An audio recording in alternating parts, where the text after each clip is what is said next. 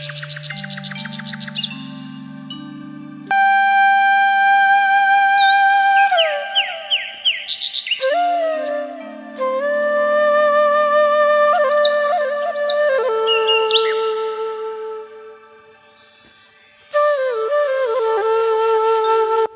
ಒಂದು ಗುಡಿಸಲು ಮನೆಯಲ್ಲಿ ಇಬ್ಬರು ಗಂಡ ಹೆಂಡತಿ ವಾಸ ಮಾಡ್ತಾ ಇರ್ತಾರೆ. ಹೆಂಡತಿ ಹೆಸರು ರಾಧಾ ಮತ್ತು ಗಂಡನ ಹೆಸರು ವೆಂಕಟೇಶ್. ವೆಂಕಟೇಶ್ ಪ್ರತಿನಿತ್ಯ ಹೊಲದಲ್ಲಿ ಕೆಲಸವನ್ನು ಮಾಡುತ್ತಿದ್ದ. ಆದರೂ ಸಹ ಅವನಿಗೆ ಹಣ ಸಾಕಾಗುತ್ತಿರಲಿಲ್ಲ. ವೆಂಕಟೇಶ್ನ ಹೆಂಡತಿ ರಾಧಾ ಬೇರೆಯವರ ಮನೆಯಲ್ಲಿ ದುಡಿಮೆಯನ್ನು ಮಾಡುತ್ತಿದ್ದಳು. ನೋಡು ರಾಧಾ, ಹಗಲು ರಾತ್ರಿ ಎಂದೇ ನಾವು ಇಷ್ಟು ಕಷ್ಟಪಟ್ಟು ದುಡಿತಾ ಇದ್ದೀವಿ. ಆದರೂ ಸಹ ಆ ದೇವರಿಗೆ ನಮ್ಮ ಮೇಲೆ ಇನ್ನೂ ಕರುಣೆ ಬಂದಿಲ್ಲ. ಎಷ್ಟು ದಿನ ನಮ್ಮ ಹೊಟ್ಟೆನ ಇದೇ ಥರ ಹುರಿಸ್ತಾನೋ ಏನೋ. ರೀ, ಎಲ್ಲ ಭಾರನ ಆ ದೇವ್ರ ಮೇಲೆ ಹಾಕ್ಬೇಡಿ. ನಾವು ಸಹ ಪ್ರಯತ್ನ ಮಾಡಬೇಕು. ನಾವು ಪ್ರಯತ್ನ ಮಾಡಿದ್ರೆ ಆ ದೇವರು ನಮ್ಮ ಮೇಲೆ ಕೃಪೆ ತೋರಿಸ್ತಾನೆ.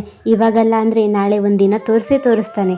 ಮನೆಯಲ್ಲಿ ನಮಗೆ 2 ಹೊತ್ತು ತಿನ್ನೋದಕ್ಕೆ ಸಹ ರೊಟ್ಟಿ ಸಾಲಲ್ಲ. ನಾವೇನು ಮಾಡೋಣ? ಇಷ್ಟು ಬಡತನದಲ್ಲಿಟ್ಟಿದ್ದಾನೆ.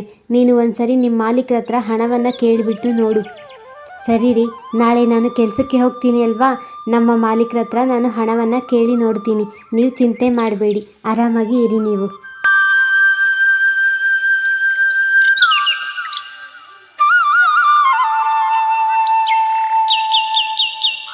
ಮರುದಿನ ಬೆಳಗ್ಗೆ ಬೇಗ ಎದ್ದು ವೆಂಕಟೇಶ್ ಅವನ ಹೊಲದಲ್ಲಿ ಕೆಲಸ ಮಾಡಲು ಶುರು ಮಾಡುತ್ತಾನೆ.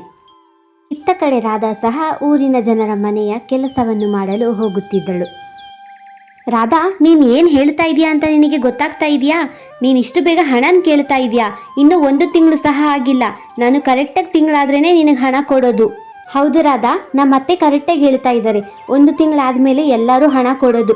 ನೀನಿನ್ನ ಬರೀ 3 ವಾರ ಕೆಲಸ ಮಾಡಿದ್ಯಾ. ಇನ್ನೂ 1 ವಾರ ಕಾಯಿ, ಅದಾದಮೇಲೆ ನಿನಗೆ ಹಣವನ್ನು ಕೊಡ್ತೀವಿ. ಆದರೆ ಅಮ್ಮವರೇ, ಮನೆಯಲ್ಲಿ ತುಂಬಾ ಕಷ್ಟ ಇದೆ.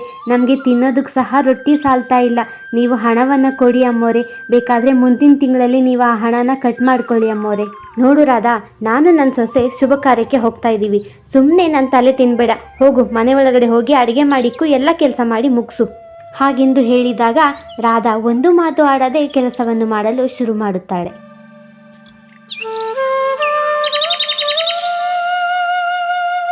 ಊರಿನ ಒಂದು ಹಳೆಯ ಮಂದಿರದಲ್ಲಿ ಯಾವುದೋ ಒಂದು ವ್ಯಕ್ತಿ ಕಂಬಳಿಗಳನ್ನು ಮಾರುತ್ತಿದ್ದ ಎಂದು ತಿಳಿಯುತ್ತದೆ. ಏನಮ್ಮ ನೀವು ಇಷ್ಟು ಲೇಟಾಗಿ ಬಂದಿದ್ದೀರಾ? ಎಷ್ಟೊಂದು ಕಂಬಳಿಗಳಿದ್ದವು, ಎಲ್ಲನೂ ತಗೊಂಡು ಹೋದರು. ನಿಮ್ಮ ಅದೃಷ್ಟ ಇದು ಒಂದೇ ಒಂದು ಇದೆ. ಅಣ್ಣ, ನಿಮಗೆ ತುಂಬ ಉಪಕಾರ ಆಗುತ್ತೆ. ಈ ಕಂಬಳಿನ ನೀವು ನನಗೆ ಕೊಡಿ. ಹಾಗೆಂದು ಹೇಳಿ ರಾಧಾ ಆ ಒಂದು ಕಂಬಳಿಯನ್ನು ತೆಗೆದುಕೊಂಡು ಮನೆಗೆ ಹಿಂತಿರುಗುತ್ತಿರುತ್ತಾಳೆ. ಮನೆಗೆ ಹೋಗುವ ರಸ್ತೆಯಲ್ಲಿ ಒಂದು ವಯಸ್ಸಾದ ವೃದ್ಧ ವ್ಯಕ್ತಿ ಅಲ್ಲಿ ಕುಳಿತಿದ್ದ. ಮಗಳೇ, ಚಳಿಗಾಲ ಶುರು ಆಗೋಗ್ಬಿಟ್ಟೈತಮ್ಮ. ಈ ಕಂಬಳಿನ ನನಗೆ ಕೊಡ್ತೀಯಾ ತಾಯಿ? ನನಗೆ ತುಂಬಾ ಚಳಿ ಆಗ್ತಿದೆ.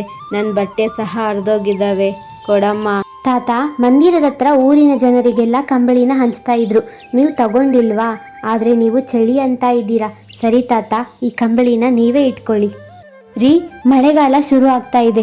ಊರಿನ ಹಳೆ ಮಂದಿರದ ಹತ್ರ ಯಾರೋ ಒಬ್ಬ ಪುಣ್ಯಾತ್ಮ ಕಂಬಳಿಗಳನ್ನು ಮಾರ್ತಾ ಇದ್ದ. ನಾನು ಸಹ ಹೋಗಿ ಆ ಕಂಬಳಿನ ತಗೊಂಡೆ. ಒಳ್ಳೆ ಕೆಲಸ ಮಾಡಿದೆ ರಾಧಾ. ಮಳೆಗಾಲ ಶುರು ಆಗಿದೆ. ಸರಿ, ಕಂಬಳಿ ತಗೊಂಡೆ ಅಂತ ಹೇಳ್ತಾ ಇದೆಯಲ್ಲ, ಕಂಬಳಿಯಲ್ಲಿ ಮತ್ತೆ ನಿಮ್ಮ ಮಾಲೀಕರ ಹತ್ರ ಹಣವನ್ನು ಕೇಳಿದ್ಯಾ? ರೀ, ರಸ್ತೆಯಲ್ಲಿ ಒಬ್ಬ ವಯಸ್ಸಾದ ವೃದ್ಧ ವ್ಯಕ್ತಿ ಕುಂತಿದ್ರು. ತುಂಬ ಚಳಿ ಅಂತಿದ್ರು. ಅದಕ್ಕೆ ಆ ಕಂಬಳಿನ ಅವ್ರಿಗೆ ಕೊಟ್ಬಿಟ್ಟೆ ರೀ. ಮತ್ತು ನಮ್ಮ ಮಾಲೀಕರು ಸಂಬಳನ ಕೊಟ್ಟಿಲ್ಲ ರೀ. ಹೌದಾ? ವಯಸ್ಸಾಗಿರೋ ವೃದ್ಧ ವ್ಯಕ್ತಿಗೆ ಕೊಟ್ಟ? ಆದರೆ ರಾಧಾ, ನಮಗೆ ಸಹ ಚಳಿ ಆಗುತ್ತೆ ಅಲ್ವಾ? ಮಳೆಗಾಲ ಶುರು ಆಗ್ತಿದೆ. ನಮಗೆ ಚಳಿ ಆದರೆ ನಮ್ಗೆ ಯಾರು ಸಹಾಯ ಮಾಡ್ತಾರೆ? ರೀ, ಯಾಕೆ ಚಿಂತೆ ಮಾಡ್ತೀರಾ? ದೇವರಿದ್ದಾನೆ. ದೇವರು ಯಾವುದೋ ಒಂದು ರೂಪದಲ್ಲಿ ನಮಗೆ ಸಹಾಯ ಮಾಡ್ತಾನೆ. ನೀವು ಯಾಕ್ರಿ ಚಿಂತೆ ಮಾಡ್ತೀರಾ? ಆರಾಮಾಗಿರಿ.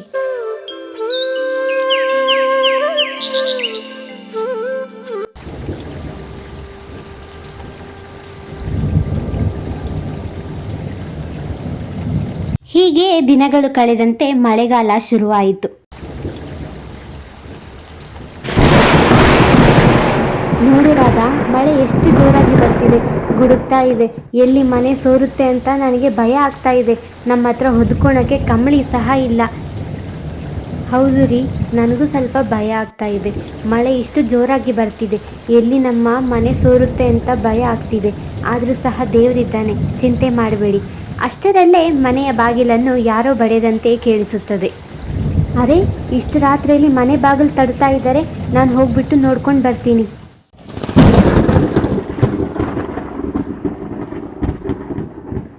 ಅರೆ, ಯಾರಪ್ಪ ನೀನು?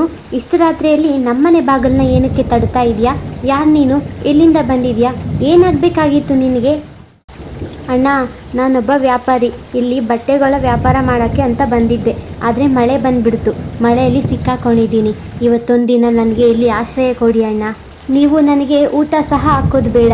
ನನ್ನ ಪೋಟ್ಲಿಯಲ್ಲಿ ಅಡುಗೆ ಸಾಮಗ್ರಿಗಳು ಎಲ್ಲವೂ ಇದೆ. ನಾನಿಲ್ಲಿ ಅಡುಗೆಯನ್ನು ಮಾಡಿಕೊಂಡು ತಿಂತೀನಿ. ಮಳೆ ನಿಂತ ತಕ್ಷಣ ಹೊರಟೋಗ್ತೀನಿ.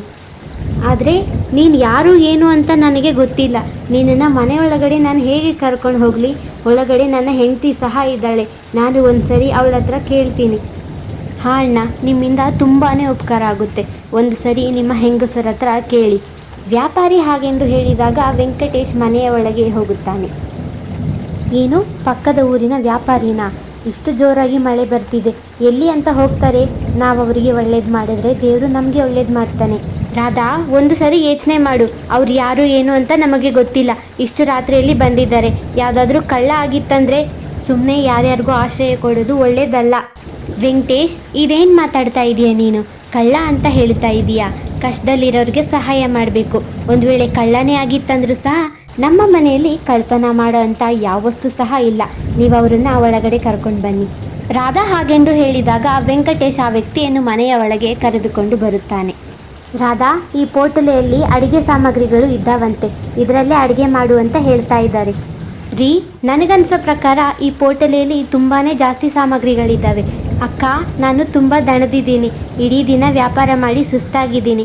ಈ ಪೋಟ್ಲೆಯಲ್ಲಿರೋ ಎಲ್ಲ ಸಾಮಗ್ರಿಗಳ ಜೊತೆ ಅಡುಗೆಯನ್ನು ಮಾಡಿ. ನನಗೆ ತುಂಬಾ ಹೊಟ್ಟೆ ಹಸಿವಾಗ್ತಿದೆ. ಇದು ನನಗೆ ಕಮ್ಮಿ ಅಂತ ಅನಿಸುತ್ತೆ. ವ್ಯಾಪಾರಿ ಹಾಗೆಂದು ಹೇಳಿದಾಗ ರಾಧಾ ಸರಿ ಎಂದು ಅಡುಗೆ ಮಾಡಲು ಹೋಗುತ್ತಾಳೆ. ಅಕ್ಕ, ನೀವು ಹೇಳಿದ್ದು ಸರಿ. ನಾನು ಯೋಚನೆ ಮಾಡಿರಲಿಲ್ಲ ಅಡುಗೆ ಇಷ್ಟೊಂದು ಜಾಸ್ತಿ ಆಗುತ್ತೆ ಅಂತ. ನಾನೊಬ್ಬನೇ ತಿನ್ನೋದಕ್ಕಾಗಲ್ಲ. ನೀವು ಸಹ ನನ್ನ ಜೊತೆ ಕೂತ್ಕೊಂಡು ಊಟವನ್ನು ತಿನ್ನಿ. ನೋಡಪ್ಪ, ನೀನು ಆಶ್ರಯ ಕೇಳಿದೆ, ನಾವು ಆಶ್ರಯ ಕೊಟ್ಟಿದ್ದೀವಿ. ನಿನ್ನ ಊಟನ ನೀನು ತಿಂದ್ಬಿಟ್ಟು ಬೇಗ ಇಲ್ಲಿಂದ ಮಳೆ ನಿಂತ ತಕ್ಷಣ ಹೊರಟೋಗು. ಅಷ್ಟೇ ಸಾಕು ನಮಗೆ. ಅಣ್ಣ, ಈ ಊಟನ ನಾನು ಹೇಗೆ ತಗೊಂಡೋಗೋಕ್ಕಾಗುತ್ತೆ? ಇದು ತುಂಬ ಜಾಸ್ತಿನೇ ಇದೆ. ನೀವು ಸಹ ನನ್ನ ಜೊತೆ ಕೂತ್ಕೊಂಡು ಊಟ ಮಾಡಿ, ಇಲ್ಲಾಂದರೆ ಹಳಸೋಗುತ್ತೆ ಎಲ್ಲನೂ ಬೆಳಗ್ಗೆ ಅಷ್ಟೊತ್ತರಲ್ಲಿ. ವ್ಯಾಪಾರಿ ಹಾಗೆಂದು ಹೇಳಿದಾಗ ಎಲ್ಲರೂ ಕುಳಿತುಕೊಂಡು ಊಟವನ್ನು ಮಾಡುತ್ತಾರೆ. ಅಣ್ಣ, ಅಕ್ಕ, ನಿಮ್ಮಿಂದ ತುಂಬಾ ಉಪಕಾರ ಆಯಿತು. ಇಂಥ ರುಚಿಯಾದ ಊಟ ನಾನು ಎಲ್ಲೂ ಸಹ ತಿಂದಿರಲಿಲ್ಲ. ಮಳೆ ನಿಂತಿದೆ, ನಾನಿನ್ನು ಹೊರಡ್ತೀನಿ. ಈ ಪೋಟ್ಲಿನ ನಿಮ್ಮ ಹತ್ರನೇ ಇಟ್ಕೊಳ್ಳಿ. ಇದೆಲ್ಲ ಒದ್ದೆ ಆಗಿದೆ. ಇನ್ನು ನನಗೆ ಇದು ಯಾವ ಲಾಭಕ್ಕೂ ಬರೋದಿಲ್ಲ. ಇನ್ನು ಇದನ್ನು ನೀವೇ ಇಟ್ಕೊಳ್ಳಿ. ನಿಮ್ಮಿಂದ ತುಂಬಾ ಉಪಕಾರ ಆಯಿತು. ನಾನಿನ್ನು ಹೊರಡ್ತೀನಿ. ಅಲ್ಲ ಅಪ್ಪ, ನಿನ್ನಿಂದ ನಮಗೆ ತುಂಬ ಉಪಕಾರ ಆಯಿತು. ನೀನು ಬಂದೆ, ನಾವು ಹಸ್ತಿದ್ವಿ. ನೀನು ನಮಗೆ ಹೊಟ್ಟೆ ತುಂಬ ಊಟವನ್ನು ಕೊಟ್ಟೆ. ನಮಗದೇ ಬಹಳನೇ ಖುಷಿಯಪ್ಪ. ಹೌದು ಅಣ್ಣ, ನಾವು ಬೆಳಗ್ಗೆಯಿಂದ ಉಪವಾಸ ಇದ್ವಿ. ನಿಮ್ಮಿಂದ ನಾವು ಹೊಟ್ಟೆ ತುಂಬ ಊಟವನ್ನು ತಿನ್ನೋಂಗೆ ಆಯಿತು. ತುಂಬ ಧನ್ಯವಾದ ಅಣ್ಣ. ನೀವು ಬಂದಿದ್ದು ನಮಗೆ ಖುಷಿ ಆಯಿತು. ವ್ಯಾಪಾರಿ ಅಲ್ಲಿಂದ ಹೋದ ನಂತರ ರಾಧಾ ಪೋಟಲಿಯನ್ನು ತೆಗೆದು ನೋಡುತ್ತಾಳೆ. ಅಯ್ಯೋ ರೀ, ಇಲ್ಲಿ ನೋಡ್ರಿ, ಇದು ಅದೇ ಕಂಬಳಿ. ನಾನು ಆ ವೃದ್ಧ ವ್ಯಕ್ತಿಗೆ ಕೊಟ್ಟೆ ಅಂತ ಹೇಳಿದೆ ಅಲ್ವೇ ನಿಮ್ಮ ಹತ್ರ? ದೇವಸ್ಥಾನದ ಹತ್ರ ಕೊಡ್ತಾ ಇದ್ರು ಅಂತ. ಇದು ಅದೇ ಕಂಬಳಿ ರೀ.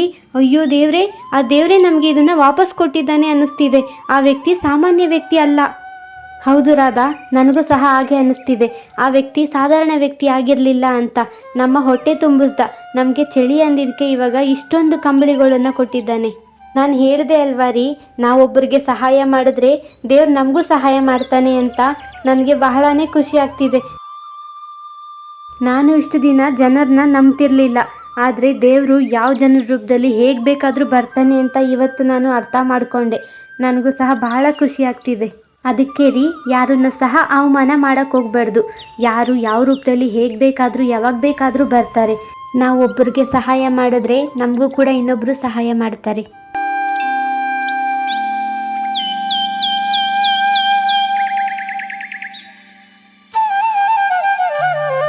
ಮರುದಿನ ವೆಂಕಟೇಶ್ ಎಂದಿನಂತೆ ಹೊಲದಲ್ಲಿ ಕೆಲಸ ಮಾಡಲು ತೆರಳುತ್ತಾನೆ.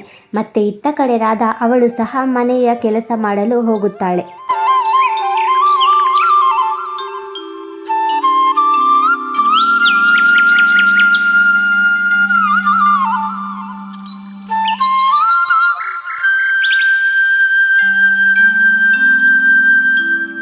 ಹೀಗೆ ಒಂದು ದಿನ ಬೆಳಗ್ಗೆ ರಾಧಾ ಅವಳ ಮನೆಯ ಅಂಗಳದಲ್ಲಿ ಕಸವನ್ನು ಗುಡಿಸುತ್ತಿರುತ್ತಾಳೆ. ಆದರೆ ಒಬ್ಬ ವಯಸ್ಸಾದ ವೃದ್ಧ ಸಾಧು ಅಲ್ಲಿಗೆ ಬರುತ್ತಾನೆ. ಮಕ್ಕಳ, ನಾನು ತುಂಬ ದೂರದಿಂದ ಬಂದಿದ್ದೀನಿ. ತುಂಬ ದಣವಾಗಿದೆ. ಊಟ ಏನಾದರೂ ಇತ್ತಂದರೆ ಹಾಕಿ ಮಕ್ಕಳ. ತುಂಬ ಹಸಿವಾಗಿದೆ. ನನಗೆ ತುಂಬ ಸುಸ್ತಾಗಿದೆ. ರೀ, ನಾನಿವತ್ತು ಬರೀ ನಮ್ಮಿಬ್ಬರಿಗೆ ಆಗೋಷ್ಟು ಮಾತ್ರನೇ ಅಡುಗೆ ಮಾಡಿದ್ದೀನಿ. ಈ ಬಾಬಾ ಬರೇ ಬಂದಿದ್ದಾರೆ. ಏನು ಮಾಡಬೇಕು ಅಂತ ನೀವೇ ಹೇಳಿರಿ. ನನ್ನ ತಲೆಯಲ್ಲಿ ಏನೂ ಓಡ್ತಾ ಇಲ್ಲ. ಅರೆ ರಾಧಾ, ನೀನೇ ಅಂದೆ ದೇವ್ರು ಯಾವ ರೂಪದಲ್ಲಾದರೂ ಬರ್ತಾನೆ ಅಂತ. ನಾವು ಸಹಾಯ ಮಾಡಿಲ್ಲ ಅಂದರೆ ಇನ್ಯಾರು ಸಹಾಯ ಮಾಡ್ತಾರೆ? ಇವತ್ತು ನನ್ನ ಪಾಲಿನ ಊಟನ ನಾನು ಈ ಬಾಬಾಗೆ ಕೊಡ್ತೀನಿ. ವೆಂಕಟೇಶ್ ಅವನ ಪಾಲಿನ ಊಟವನ್ನು ಬಾಬಾನಿಗೆ ಕೊಡುತ್ತಾನೆ. ಆ ಸಾಧು ಹೊಟ್ಟೆ ತುಂಬ ಊಟವನ್ನು ತಿಂದು ಆ ನಂತರ ಹೇಳುತ್ತಾರೆ, ನನಗೆ ಬಹಳನೇ ಖುಷಿ ಆಗ್ತಿದೆ ಮಕ್ಕಳ. ನೀನು ನಿನ್ನ ಪಾಲಿನ ಊಟನ ನನಗೆ ಕೊಟ್ಟೆ. ನನಗೆ ಬಹಳನೇ ಖುಷಿ ಆಗ್ತಿದೆ. ಆ ದೇವರು ನಿನ್ನ ಇಚ್ಛೆಗಳನ್ನೆಲ್ಲ ಪೂರ್ತಿ ಮಾಡಲಿ. ಧನ್ಯವಾದ ಬಾಬಾ. ಆದರೆ ನಾನು ನನ್ನ ಹೆಂಡತಿ ಇಬ್ಬರು ದುಡಿತೀವಿ. ಹಗಲು ರಾತ್ರಿ ಅಂತ ದುಡಿದ್ರೂ ಸಹ ನಾವು ಹಣವನ್ನು ಕೂಡಿಕ್ಕಾಗ್ತಿಲ್ಲ. ಇದೇ ಗುಡಿಸ್ಲು ಮನೆಯಲ್ಲಿ ಇದ್ದೀವಿ. ಸರಿ ಮಗನೇ, ನನಗೆ ನಿನ್ನ ಕಷ್ಟ ಅರ್ಥ ಆಗ್ತಾ ಇದೆ. ಆದರೆ ನಿನ್ನ ಈ ಎಲ್ಲ ಕಷ್ಟಗಳು ಹೋಗಬೇಕಂದ್ರೆ ನೀನೊಂದು ವ್ರತವನ್ನು ಮಾಡಬೇಕು. ನೀನು ಪ್ರತಿದಿನ ಏನನ್ನು ಮಾಡ್ತೀಯ ಅಂತ ಹೇಳು. ಬಾಬಾ, ನಾನು ಪ್ರತಿದಿನ ಏನನ್ನ ಮಾಡ್ತೀನಿ? ಬೆಳಗ್ಗೆ ಎದ್ದಾಳ್ತೀನಿ, ಮತ್ತು ಇಲ್ಲಿ ಒಬ್ಬ ತರಕಾರಿ ವ್ಯಕ್ತಿ ಇದ್ದಾನೆ. ಪ್ರತಿದಿನ ಅವರ ಮುಖವನ್ನು ನೋಡಿಬಿಟ್ಟು ಆ ನಂತರ ನಾನು ಹೊಲಕ್ಕೆ ಹೋಗ್ತೀನಿ. ಹಾಗಿತ್ತು ಅಂದರೆ ಇದೇ ನಿನ್ನ ವ್ರತ. ನೀನು ಪ್ರತಿದಿನ ಆ ತರಕಾರಿ ವ್ಯಕ್ತಿಯ ಮುಖವನ್ನು ನೋಡಬೇಕು. ಆ ನಂತರನೇ ಊಟ ಮಾಡಬೇಕು. ಇಲ್ಲಾಂದರೆ ನೀನು ಊಟನೇ ಮಾಡಬಾರ್ದು.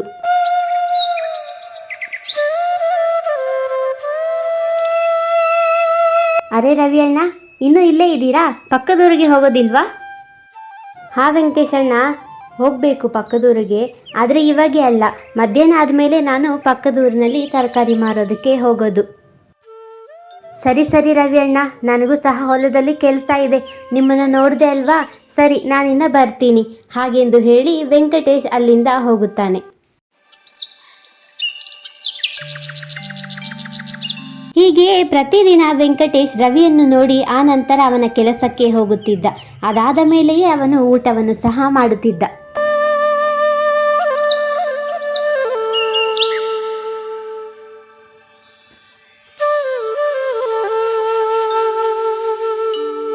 ರೀ, ಆವಾಗಿಂದ ಕರಿತಾ ಇದ್ದೀನಿ. ನಿಮ್ಮ ಹಿಂದೆನೇ ಓಡಿ ಓಡಿ ಸಹ ಬಂದೆ. ಊಟ ಮಾಡ್ಕೊಂಡು ಹೋಗಿ. ನೀವು ಹೀಗೆ ಹೋಗ್ತಾ ಇದ್ರೆ ಕೆಲಸ ಹೇಗೆ ನಡೆಯುತ್ತೆ? ಊಟ ಮಾಡಿ. ರಾಧಾ, ನಿನಗೆ ಗೊತ್ತು ಅಲ್ವಾ, ನಾನು ತರಕಾರಿ ಮಾರೋ ರವಿ ಮಕ್ಕ ನೋಡೋವರೆಗೂ ಊಟನ ಮಾಡಲ್ಲ ಅಂತ. ಇಲ್ಲಾಂದರೆ ನನ್ನ ವ್ರತ ಭಂಗ ಆಗುತ್ತೆ.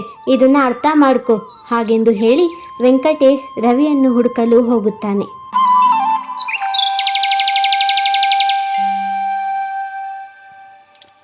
ಎರಡು ದಿನ ಆಗಿರುತ್ತದೆ. ಆದರೆ ರವಿ ಇನ್ನೂ ಸಹ ತರಕಾರಿ ಮಾರಲು ಬಂದಿರುವುದಿಲ್ಲ.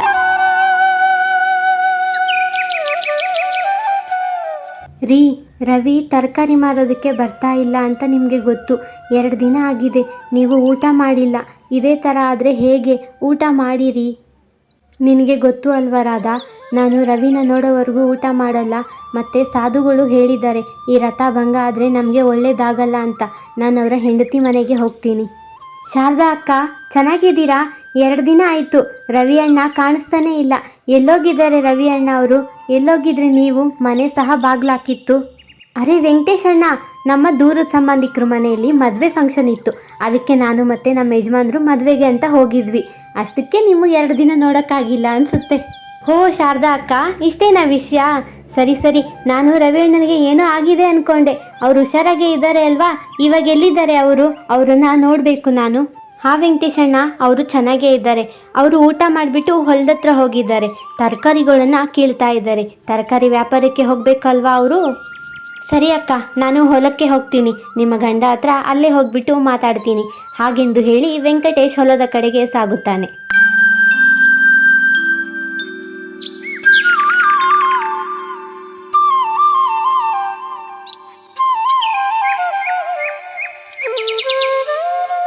ರವಿ ತರಕಾರಿಯನ್ನು ಕೀಳುತ್ತಿರುವಾಗ ಹೊಲದಲ್ಲಿ ಚಿನ್ನಗಳನ್ನು ತುಂಬಿರುವ ಮಡಿಕೆ ಸಿಗುತ್ತದೆ. ಅರೇ ರವಿ ಅಣ್ಣ, ಊಟ ಮಾಡಿದ್ಯಾ? ನಾನು ನಿನ್ನ ನೋಡೋದಕ್ಕೆ ಬಂದೆ. ಹಾಂ ವೆಂಕಟೇಶ್ ಅಣ್ಣ, ನೀವೇನು ಹೊಲದ ಕಡೆ ಬಂದಿದ್ದೀರಾ ನನ್ನನ್ನು ನೋಡೋದಕ್ಕೆ? ನಾನು ಊಟ ಮಾಡಿದೆ ಅಣ್ಣ, ನೀವು ಮಾಡಿದ್ರಾ? ಹಾಂ, ನಾನು ಮಾಡಿದೆ. ಸರಿ ಸರಿ, ನಾನು ನೋಡಿದೆ ಎಲ್ಲನೂ. ನಾನಿನ್ನ ಮನೆಗೆ ಹೋಗ್ತೀನಿ. ಈ ಮಾತನ್ನು ಕೇಳಿ ರವಿಗೆ ಗಾಬರಿಯಾಗುತ್ತದೆ. ಅವನು ಯೋಚಿಸುತ್ತಾನೆ, ಅಯ್ಯೋ ನನ್ನ ಹತ್ರ ಇರೋ ಚಿನ್ನದ ಮಡಕೆ ನೋಡ್ಬಿಟ್ನಾ. ಅರೆ ವೆಂಕಟೇಶ್ ಅಣ್ಣ, ಎಲ್ಲಿಗೆ ಹೋಗ್ತಾ ಇದೀಯಾ? ಬಾ ಬಾ, ಇಲ್ಲಿಗೆ ಬಾ ಅಣ್ಣ. ಅಣ್ಣ, ಹೇಗೋ ನೋಡ್ಬಿಟ್ಟಿದ್ಯಾ, ಯಾರಿಗೂ ಹೇಳಬೇಡ ಅಣ್ಣ, ಇಷ್ಟೊಂದು ಚಿನ್ನದ ನಾಣ್ಯ ಸಿಕ್ಕಿದೆ ಅಂತ. ಇದರಲ್ಲಿ ಅರ್ಧ ನಾನು ನಿನಗೆ ಕೊಡ್ತೀನಿ. ರವಿಗೆ ಅರ್ಧ ಮಡಿಕೆ ಚಿನ್ನ ಸಿಗುತ್ತೆ. ಆ ನಂತರ ರಾಧಾಳಿಗೆ ಸಹ ಸಂಬಳ ಸಿಗುತ್ತೆ.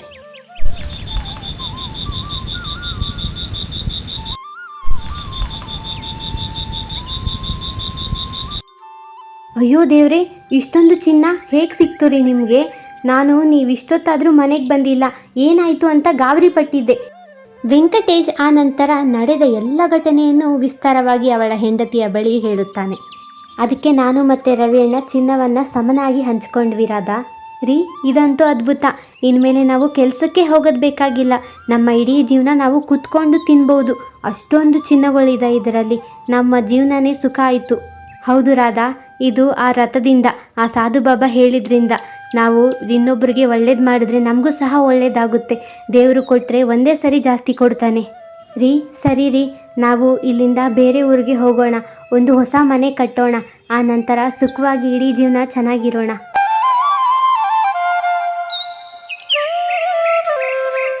ರಾಧಾ ಮತ್ತು ವೆಂಕಟೇಶ್ ಹೊಸ ಮನೆಯನ್ನು ಕಟ್ಟಿಕೊಂಡು ಸುಂದರವಾದ ಜೀವನ ನಡೆಸುತ್ತಾರೆ. ದೇವರು ತಡವಾಗಿ ಕೊಟ್ಟರೂ ನಮಗೆ ಒಳ್ಳೆಯದನ್ನೇ ಕೊಡುತ್ತಾನೆ ಅನ್ನೋದಕ್ಕೆ ಈ ಕಥೆಯ ಸಾಕ್ಷಿ. ಸೊ ಹಾಯ್ ಫ್ರೆಂಡ್ಸ್, ನನ್ನ ಕತೆ ನಿಮಗೆ ಇಷ್ಟ ಆಯ್ತಾ?